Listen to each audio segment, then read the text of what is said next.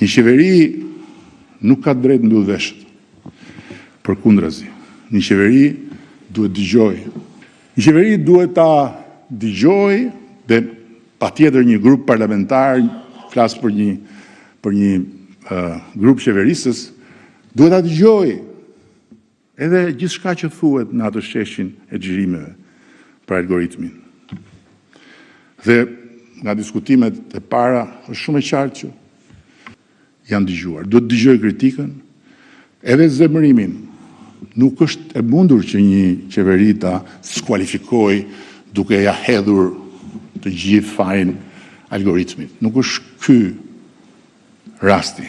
Por ka një gjë që një qeveri nuk mund ta bëjë kurrë nëse është aty me një destinacion.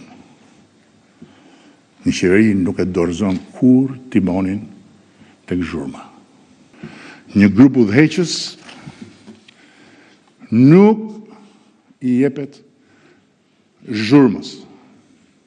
Dhe sa më shumë zhurma zmadhohet, aq më shumë një grup udhëheqës forcon identitetin e vet duke bashkuar të gjithë në emër të destinacionit.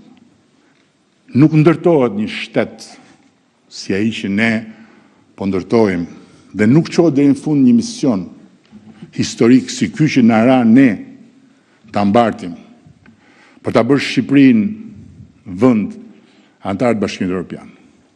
Duke i dhënë Shqipërisë momentin e dytë më të madh historik mbas lidhjes Prizrenit, nëse qeveria e tij, grupit i udhëheqës, merr drejtim nga frynera dhe sugjestionohet nga zhurmat, sugjestionohet nga errat, sugjestionohet nga sirenat, sugjestionohet nga dallgët, me çdo çmim.